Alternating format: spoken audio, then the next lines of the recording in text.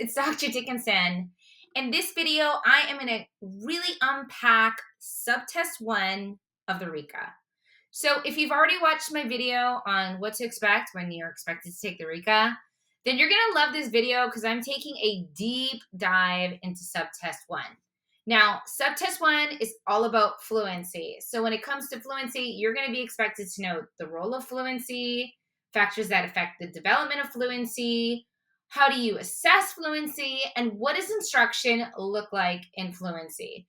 So this is going to be a great video for you to walk around, listen to while you're in your car, and, just get into the academic language so that you are ready to take the test. Because I'm going to tell you, friends, it is really all about the key terminology in this particular test and being able to analyze the questions and determine which of the key terms is being used and how it's being used in the context of the situation. After we do our talk about fluency, then we're going to go and take a deep dive into word analysis. Again, fluency and word analysis all on Subtest 1, and we'll be talking about phonological and phonemic awareness, concepts of print, syllabic analysis, so on and so forth. And friends, don't worry, I will help you pass. Don't forget to hit that like and subscribe button, share this video with your friends, and listen it over and over again so that you really can master the key terminology for Subtest 1 of the RICA. Hey everybody, it's Dr. Dickenson, and thanks for joining me. I'm going to be talking about RICA Subtest 1 today, and it is all about fluency and word analysis. Make sure you hit that subscribe button and share this video with your other teacher friends. Remember, we're all in this together. So when we talk about fluency and word analysis, we're talking about how you teach reading and how you get your students to begin to read. And this is really a critical component of being a classroom teacher, especially in our early elementary grades, but also if you're working with students that are either in a secondary classroom or older, they will need to have reading support and you will need to know how to do that. So we're going to go ahead and get started in talking about the key components of fluency, and then we'll jump into word analysis. So what we'll talk about today is what is fluency and what is the role of fluency in reading development. Now, in a nutshell, fluency is students' ability to read a passage fluently, and that requires automaticity. Students cannot have reading comprehension if they do not have fluency. In fact, there is a strong correlation between fluency and comprehension. And students that are struggling to read accurately and at appropriate rate, comprehension will be a challenge. Even if they are reading but maybe very laborsome, they'll still struggle with comprehension. So that's why we need to make sure that we have our students have all of the appropriate skills so that they can become fluent readers. We're going to talk about that. What are those appropriate skills? So we'll jump into the factors that affect fluency development, ideas for fluency instruction, and fluency assessment. Now remember, all the strategies that I'm going to share with you are research-based, and that is what the RICA wants to see. They want to know that you know the research-based practices to support all learners. Now, when it comes to fluency, there are 3 criteria of reading fluency, and we're going to talk about each of these criteria. But you should know that these 3 criteria are called accuracy, prosody, and speed.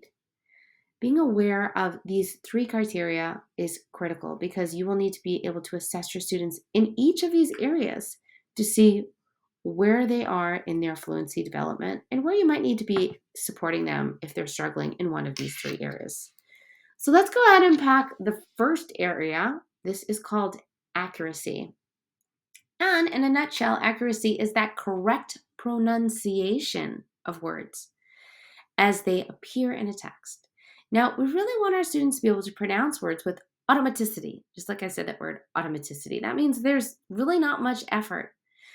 In order for students to have accuracy, they need to have knowledge of phonics skills. We're going to talk about some phonics skills later on, as well as sight words. They'll need to have orthographic knowledge, structural analysis skills, and syllabic analysis. Let's just stop right there because you may have never heard of those kinds of knowledge before. Orthography refers to the conventions of the writing system of language, right? Just like you're reading this text here on this screen. It is actually defined as the systems of marks that make up a printed language. So, for in the English language, our students will need to know upper and lowercase letters, numerals, as well as punctuation marks. Again, all of these components are part of orthographic knowledge, upper and lowercase letters, numerals, and punctuation marks. All right, now that we've unpacked orthographic knowledge, your students will also need to have structural analysis. Now, friends, structural analysis is a strategy that is used to facilitate decoding. So, as students become more proficient readers, they will develop more advanced decoding strategies. And these advanced decoding strategies will help students learn parts of words so that they can more easily decode unknown multisyllabic words. And finally, in this piece of structural analysis, students are going to be taught to read prefixes and suffixes. If you don't remember them, no biggie. We'll talk about that in a moment. And finally, another key component is syllabic analysis. Now, with syllabic analysis, this is the process of breaking down words into individual syllables for the purpose of reading and pronunciation. So, when we're doing our reading instruction, we need to make sure that we're hitting on all of these three key components: orthographic knowledge, structural analysis skills, and syllabic analysis. All right, now we've talked about accuracy. Let's go on to the second criteria of reading fluency. Friends, that is speed, otherwise known as rate. And essentially, it's just the pace of which readers read the text.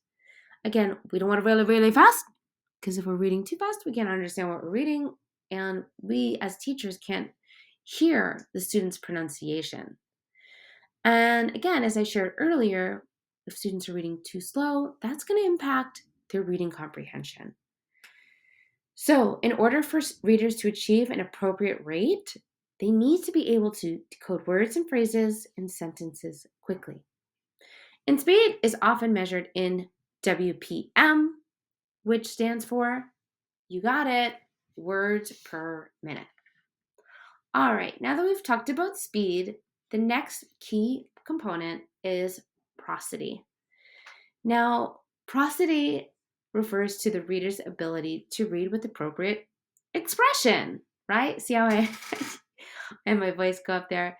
We're going to use appropriate phrasing and emphasis. This can include their pitch, pausing, and emphasis of words.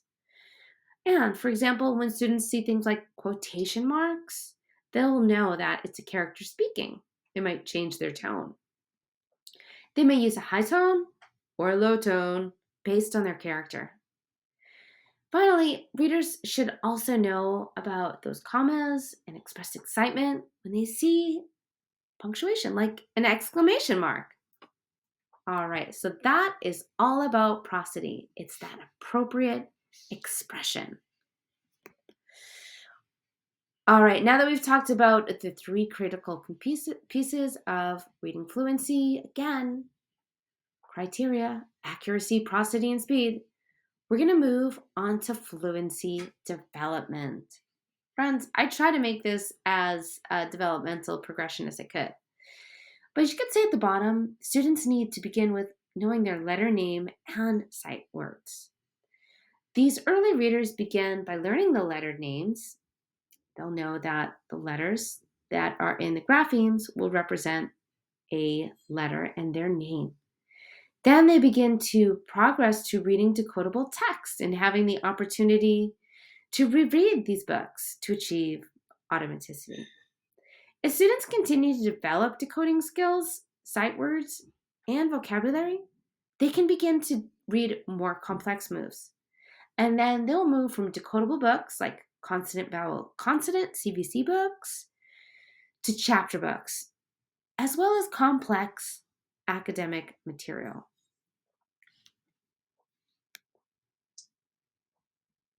So let's talk about fluency challenges.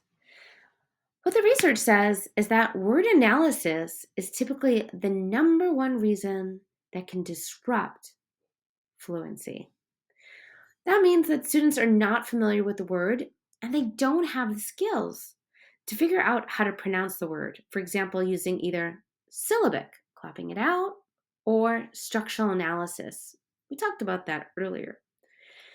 That way, the students can achieve automaticity. They have the skills and strategies to decode the word. For example, knowing that the prefix dis and the root word agree would give students an understanding of the word, as well as to be able to recognize that prefix, determine how to read the word. So all of these pieces really come into play. Again, for our non-automatic readers, we want to focus on word analysis skills. We want to build their decoding skills and develop automaticity with those high frequency sight words. For students that are automatic, they may lack background knowledge as well as academic language, and that's going to prevent them from having fluency. So let's talk about the strategies for improving all components of fluency. Well, two strategies that we're going to focus on is oral reading with the teacher. And remember, this is a critical piece that the students read texts that are at their independent reading level. What that means is that students should be able to read and decode 95% of all the words in that passage. Make sure that the passages you select for your students are not too long, and they include a variety of texts, including fiction and nonfiction, as well as poetry. Now, when we talk about oral reading with the teacher, there are three components. This includes teacher modeling, student practicing, and teacher feedback, like when to pause or how to pronunciate a word. So, in a nutshell, we want to make sure that when we are doing our oral reading, we're providing them with leveled books where they can decode books that are 95% of all the words in that text. And then we want to model how to read that text. We want to have our students practice, and we want to provide feedback. And fluency will be achieved with repeated reading. Now, this can take place in either having the students do this alone, perhaps timed, with the partner, or they can even use the computer, right? And many of you are probably aware of some online reading programs that your students have access to. Remember, it's all about exposures. So let's talk a little bit more about those three criteria that I shared with you earlier: accuracy, speed, and prosody. If your students are struggling with accuracy, here are some strategies that will allow you to support your students. Systematic, explicit instruction in phonemic awareness, phonics, and sight words. Again, that all goes back to the teacher explicitly teaching the skills our students need. Students also need systematic, explicit instruction in structural analysis skills, syllabic analysis skills, and orthographic knowledge. Now, remember that structural analysis in reading is when readers take apart words to understand their overall meaning. In structural analysis, students are taught to read prefixes and suffixes. With syllabic analysis, this is the process of breaking down words into individual syllables for the purpose of reading or pronunciation. And finally, with orthographic knowledge, readers should be able to look at the letters and words on the page and use their knowledge of sound-symbol relationships to sound out tricky words. Again, all of these skills need to be explicitly taught and modeled. All right, strategies for building prosody. Just like I'm reading here, your students will need to listen to you model reading. We can also engage our students in partner reading with repeated reading and having them practice saying reading sentences with emotions. And finally, I love doing reader's theater. This is such a great opportunity for students to practice and hear inflections, acting it out, and phrasing modeling. So with reader's theater, you could take any of your students' favorite stories like Three Little Pigs, Goldilocks, and they can act out the story. They could do it with emotion. And that way they are building strategies for prosody. All right, let's talk about rate. Here's some strategies that will help you with speed for your class. One is whisper reading. Whisper reading, children read to themselves, and they do it in a whisper. And the teacher will monitor while they're whispering. Typically, this happens in a small group. The teacher will give feedback, and this is a wonderful strategy to help students that perhaps are embarrassed to read aloud. Another strategy is timed reading, where students are reading and they are given a timer so that they can track their words per minute. Independent silent reading, having your students read with a partner at the same level, and poetry. Poetry is so fun. It's those short, fun passages, and typically they have lots of fun rhymes and patterns. Kids love reading poetry, and it's a great way to support them in building their speed. All right, now that we've talked about the 3 criteria and supports, let's get into assessment. Assessment of fluency, friends. What you need to know about this is, again, students are reading orally, and it's based on their words per minute. Now, there's many reading assessments out there for fluency, like the Dibbles, the NAEP Fluency, and the Gray Oral Reading. How this is measured is the total reading words is subtracted from the total errors, and the total words read is multiplied by 100 to determine the accuracy. Now remember, for running records in MIS-Q analysis, the target is 95% accuracy, which is the minimum required to place a passage at a student's independent reading level. When students have errors, which happen, I do errors all the time, this is actually subtracted from the number of words per minute. All right, so we talked about accuracy with running records in MIS-Q analysis. Again, we want to get our students to that target of 95% accuracy for that passage. It is timed. Again, words per minute, got a minute there. And prosody, so when it listen for pitch, punctuation, and characterization.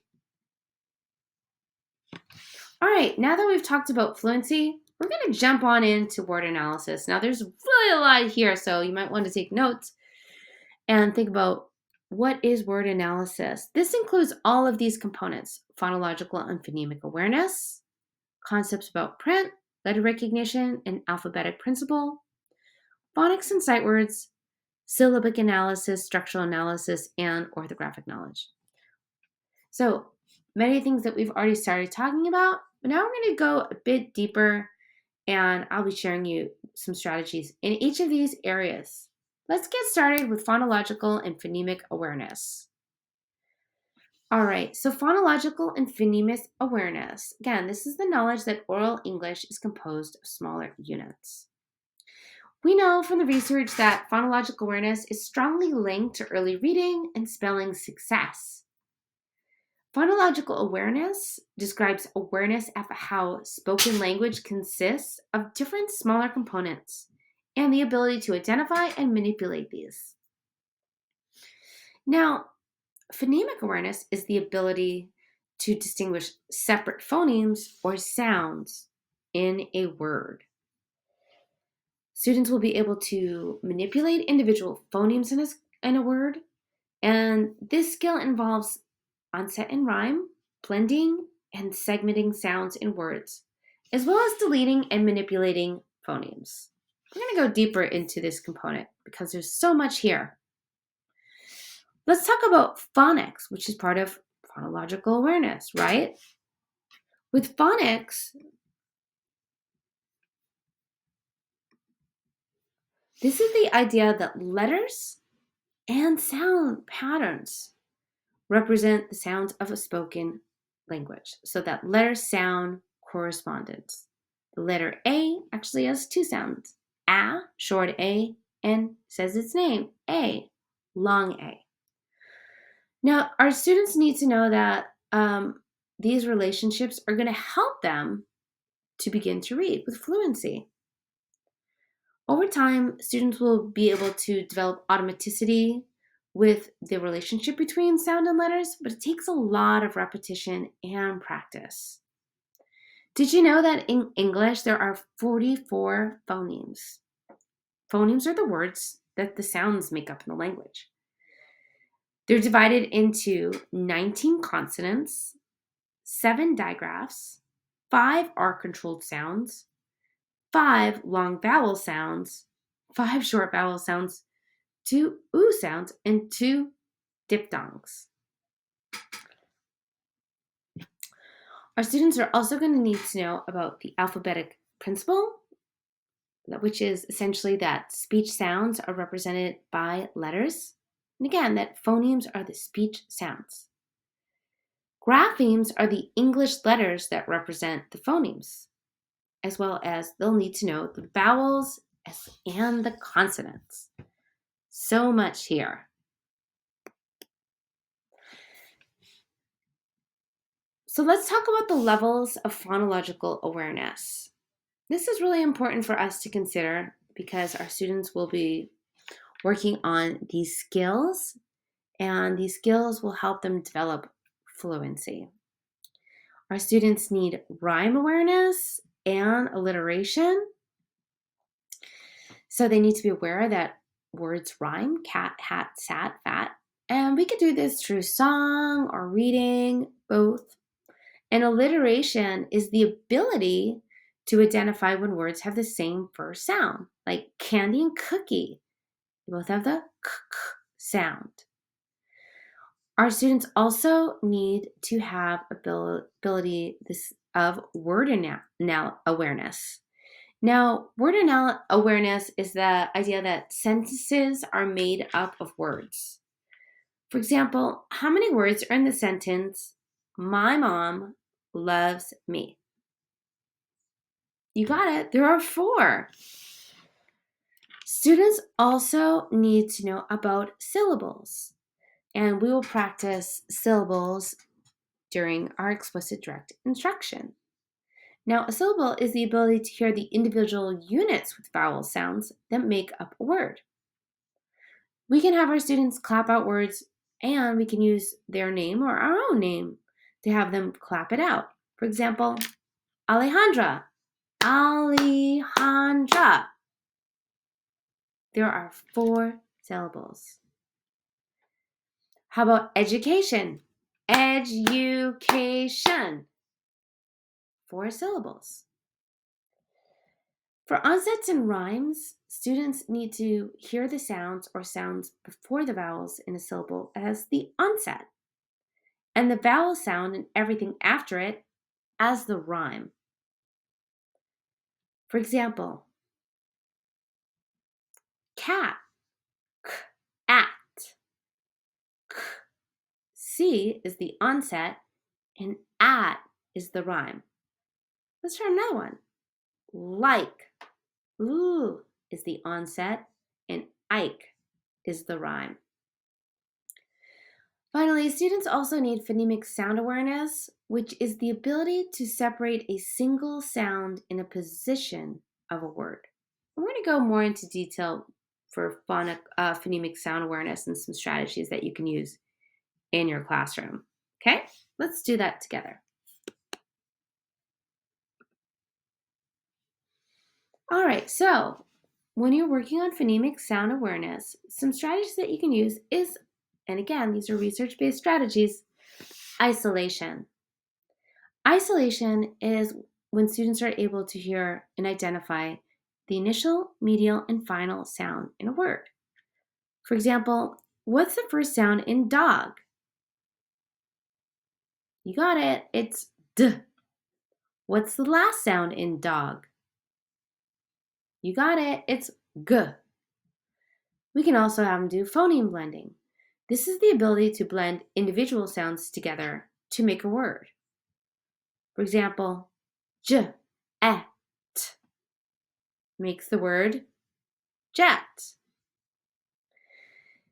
Phoneme segmentation is the ability to break down a word into separate sounds. What sound do you hear in the word jet?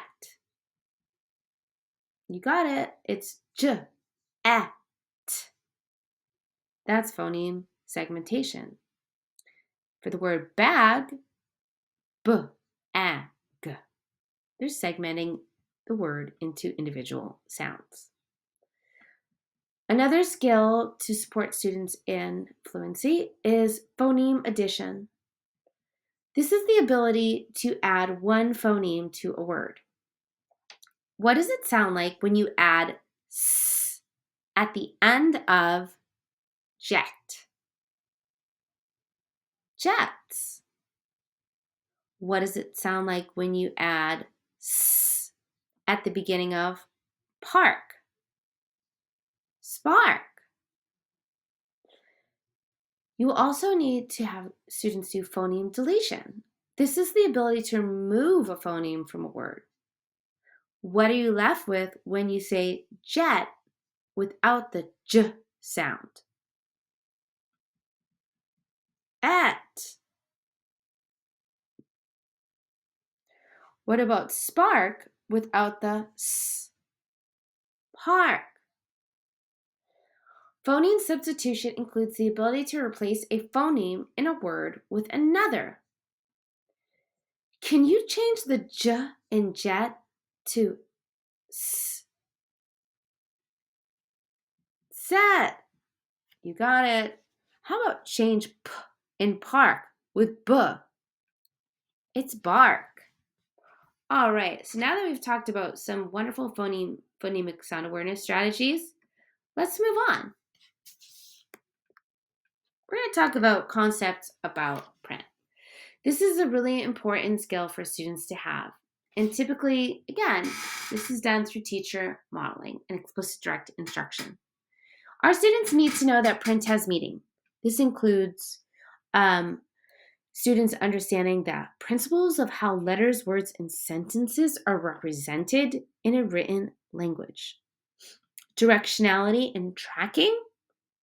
This means the students know that the text is written from left to right, top to bottom, and that books are read from front to back. Students will be able to do things like tracking, which is identify the next word to be read, as well as doing a return sweep, which means essentially going to the next sentence. Concepts of print also include letter, word, and sentence recognition. This means that students know that words are made from letters, sentences are made from words with spaces in between, and they will need to know that sentences start and end by recognizing punctuation. And finally, in terms of concepts of print, they will need to know book orientation. This means that students will need to know the features of a book, like the cover, the title, the author's name, beginning of the story. Some strategies that you can use to support concepts of print is having a print-rich classroom. Put labels all over your classroom. Posters, bulletin boards, write your schedule. And definitely read some oversized books. This is such a wonderful way to reinforce the idea that books have features. You'll want to preview the features, point at the text as you're reading, and modeling appropriate tracking, which includes that return sweep at the end of the line. All right, so now that we've talked about concepts of print, let's move on to the alphabetic knowledge. There is so much here that students need to know with alphabetic knowledge. First and foremost, students need to know and be able to recognize and name letters that includes upper and lower case. In addition, they should have letter formation. This is the ability to recognize, name, and form letters. Finally, another key aspect is the alphabetic principle, which is the English speech sounds are represented by letters. So letters represent sounds. The alphabetic principle is the understanding that speech sounds, which are phonemes, are represented by graphemes, which are made of letters. Remember, this is the basis for phonics instructions. So, some strategies that you can use to promote alphabetic knowledge: sing the alphabet song. Keep in mind that students must see the letters as they're singing. This will help them to learn how to recognize them. Read alphabet books. Make your own alphabet books. Play with hands-on alphabet items such as blocks, puzzles, magnetic letters. And make sure that you're having students have opportunities to form letters. They could do this through tracing and working with Play-Dohs. And finally, we want to make sure that we're having shared book experiences in our classroom, using big books and reading picture books, which you engage your students, having that print-rich instruction environment. Remember, explicit direct instruction. And certainly, we want to differentiate our instruction using tactile, auditory, kinesthetic. I love using movements when my students are learning sounds and letters, having them move their body and their hands, and giving them associations. This will help them develop automaticity. All right, let's talk about phonics and sight words. Phonics instruction connects the sound and language, which are the phonemes, to their written symbols, which are graphemes. These phonics skills are used to decode words when reading and to encode words when writing. Remember, systematic phonics instruction is most effective when introduced at an early age. In fact, it has been found to be more helpful than non-systematic instruction. So that is why we're learning these research-based practices. What the researchers found is that if we do systematic phonics instruction at an early age, it will improve students' word recognition and spelling, enhance their reading comprehension, provides value to students from all backgrounds, and it helps at-risk students by preventing reading difficulties.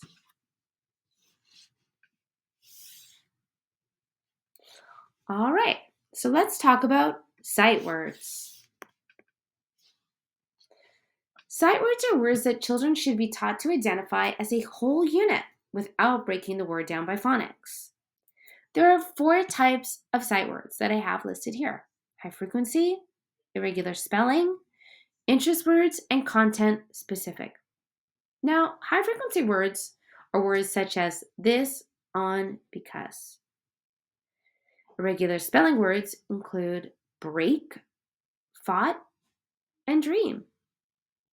And content-specific words include butterfly, caterpillar, and of course, chrysalis. Now, we can use a list of high-frequency words that are specifically sequenced for our learners and will help them support their memorization. Young students, usually in the kindergarten through second grades, will be provided with a list. This will be practiced over a period of time and should be practiced both at home and at school. Students should master the list before they move on to another list. And if you're curious about some of these sight word lists, then you could check out the Dolce sight words. That's DOLCH sight words, Fry word list, and San Diego quick assessment. All right, now that we've talked about sight words, let's move on to phonics patterns. This can be a little confusing, so we want to make sure that we are understanding what each of these patterns are so that when students make mistakes, we know how to support them and where we need to provide systematic explicit instruction.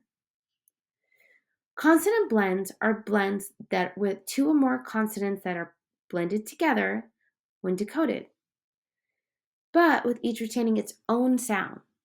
So for example, the word blue, bull, has the BL consonant blend, and the word clue has the CL blend. Consonant blends can also happen at the end of the word. For example, the word wink. It has an NK at the end, and that's a consonant blend. As well as the word help. LP is the consonant blend at the end of the word. Digraphs are two consonants that make a single consonant sound when together in a word. For example, sh, sh, th. That's SH, CH, and TH if you couldn't hear those digraphs. How about w, that's WH, KN, and WR. F, PH, and MB. So some words that have such digraphs include shine, wish, chew, three, whale, knee, right, phone, and lamb. Why don't you write those words down and see if you can identify the digraphs? Again, shine, wish, chew, three, whale, knee, right, phone, and lamb. You're looking for the two consonants that make a single consonant sound. All right, next we're going to talk about silent E. Silent E is a vowel that is followed by a consonant and then a silent E at the end of the word that makes the vowel have its own long sound. Some examples of the silent E are A blank E, E blank E, I blank E, O blank E, and U blank E. Vowel digraphs are two vowel combinations that make a single sound, such as OA in coat and EA in beach, or OO in book. A digraph is a vowel in which the speaker's tongue changes position while it's being pronounced, so that the vowel sounds like a combination of two others, such as oi and coil and break and light. R-controlled vowels, not long or short, can include the AR, EI, R, or OR, and UR letter combinations. With R-controlled vowels, vowel is immediately followed by the letter R and can no longer be pronounced as a long or short vowel. Similarly, in a L-controlled vowel is followed by an L and again can either be long or short, like milk, silk, cold, and help. Awesome. So now that we've talked about all the vowel patterns, let's talk about the stages of spelling development. Now, phonics and spelling really should go hand in hand and is a wonderful way to help our students practice the phonemic awareness skills that they're learning is through spelling. When we start thinking about spelling development, students should be allowed to work with inventive spelling. Really, there should not be a lot of rules at this time. And when they do this, they are building familiarity with letters awareness of phonemes, like the sounds in words, and the knowledge of the alphabetic principle. Remember, that's the letters represent sounds. At the earliest stage, the first stage, which is pre-communicative, and I've provided an example here, children write strings of letters and may even put in a few numbers. This stage of spelling development shows us that children have awareness of letters, but not the alphabetic principle that letters represent sounds. And the next stage, semiphonetic.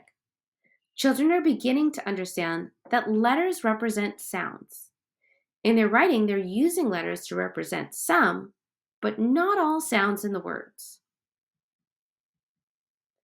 In the third stage, phonetic, students represent all surface sounds of words with letters. Their letter choices are only made on the basis of sounds that they hear in the word. So notice in this phonetic stage, the student omitted that silent E. So it's just about the sounds. In the next stage, transitional, students are beginning to spell words based on how they look, how the words look, right? not just how they sound. And they begin to use some conventional phonics patterns, albeit not always correctly. And finally, in conventional stage of spelling development, it really takes years of word study, reading, and writing to develop conventional spelling.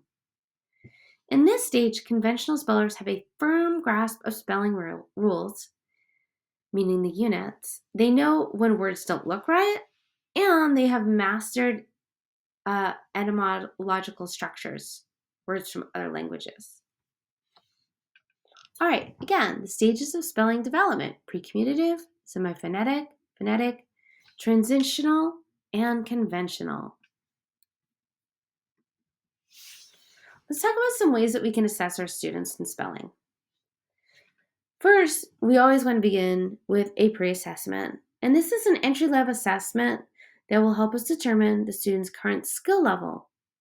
It's typically administered formally with an inventory of students' spelling in the form of a spelling test. It also can be observed by analyzing students' writing. Next, progress monitoring assessments. These are periodic assessments to monitor students' growth and alter future instruction accordingly. Finally, summative assessments are assessments that take place at the end of instruction to determine and document students' growth. All right, we're going to go back around and start talking about some phonics strategies. Remember I shared with you that instruction should be explicit and direct. We want to make sure that we are providing numerous opportunities for children to read from high-interest texts that may include many words that adhere to those taught rules of the sound-letter relationships. We want to make sure that our instruction builds on previous learned skills, and we want to encourage our students to use their newly acquired phonics skills, not just in reading, but as well in writing. Students will make words focusing on a specific phonics pattern, such as using a variety of materials, such as letters, cards, tiles, or blocks. So you could do like reading and writing centers, where students are working with word families and word buildings.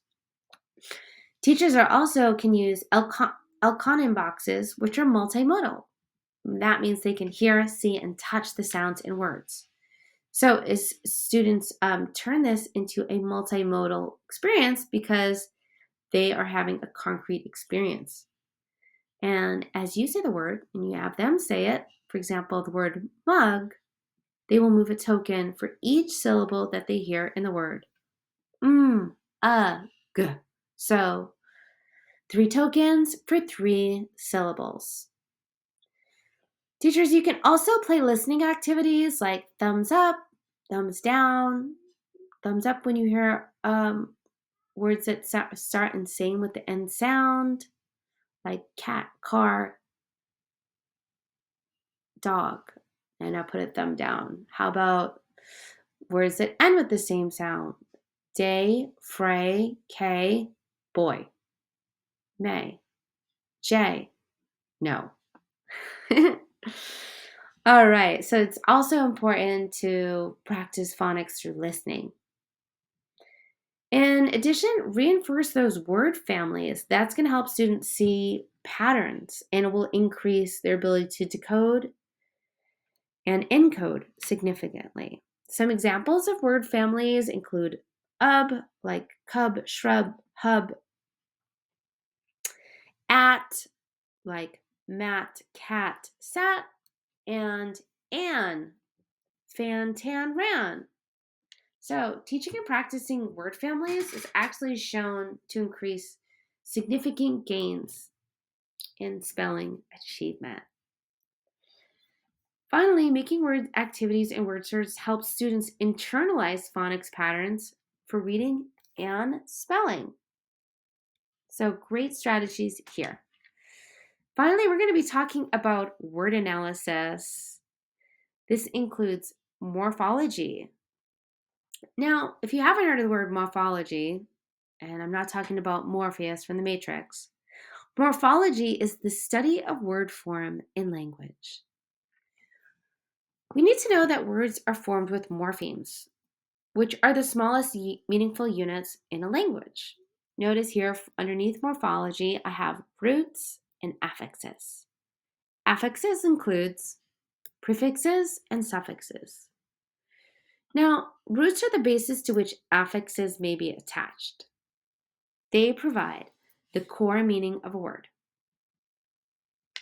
So, a root can be free, meaning that it can stand alone as its own word, or bound, meaning it cannot stand alone.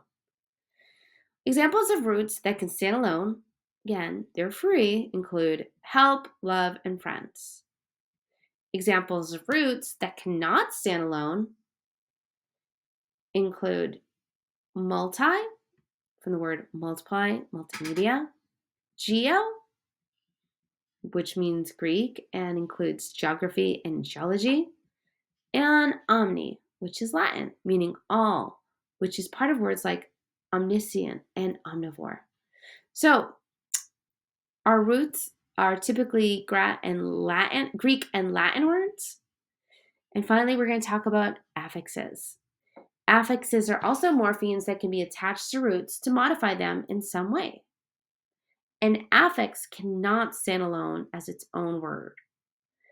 Affixes can be categorized as prefixes and suffixes.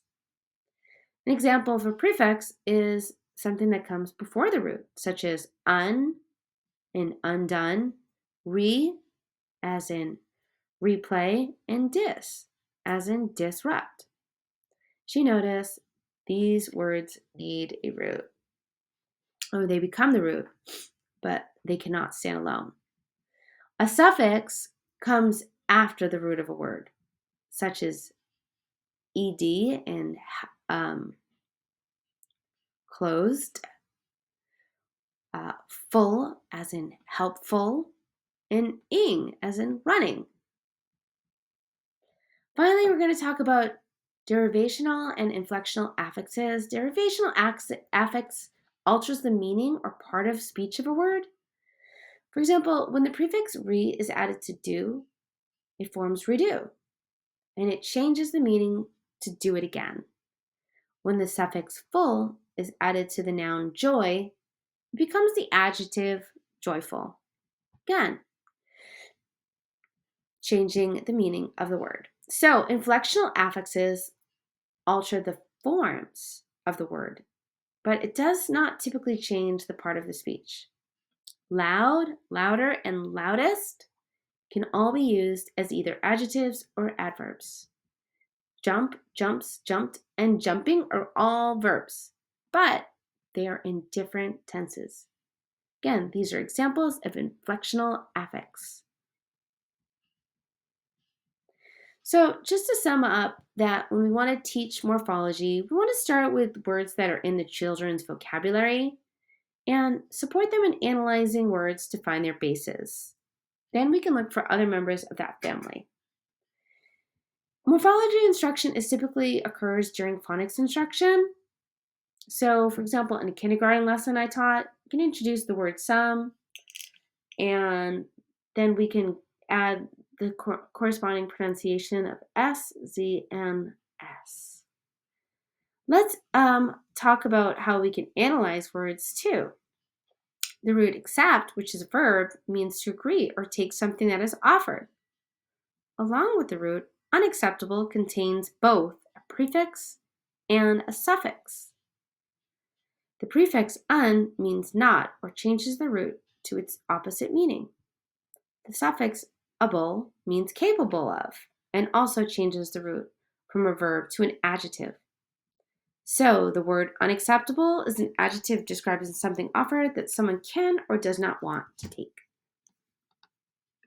All right, so now that we talked about word analysis, we are going to wrap up with talking about relationships between words. And this all boils down to semantics, which is the meaning of words and phrases. This will help our students with vocabulary, reading, and writing. And remember that teaching the semantics of English is a key part of effective language arts instruction. A strong understanding of semantics will help students build their vocabulary, read and write, and have deeper comprehension. Finally, let's just talk about some of these big words that we've probably all familiar with. Synonyms, which are different words that have the same or similar meaning, such as big and large. Antonyms, words that have opposite meaning, such as tall and short. Homonyms, words that share the same spelling or pronunciation but have different meanings. And analogies, is that's when we compare two things that are usually thought of as different but have something in common. We can use semantic maps, word webs, graphic organizers to display them visually and help our students make connections between a word or phrase and a set of related words and concepts. All right, well, we have done with Subtest 1 in a nutshell. Don't forget to check out my other video and you get a link to a quizzy where you can now test your knowledge on all of the concepts that we've talked about for our Subtest 1 for the RICA. Thanks so much and thanks for watching. This is Dr. D. See you next time.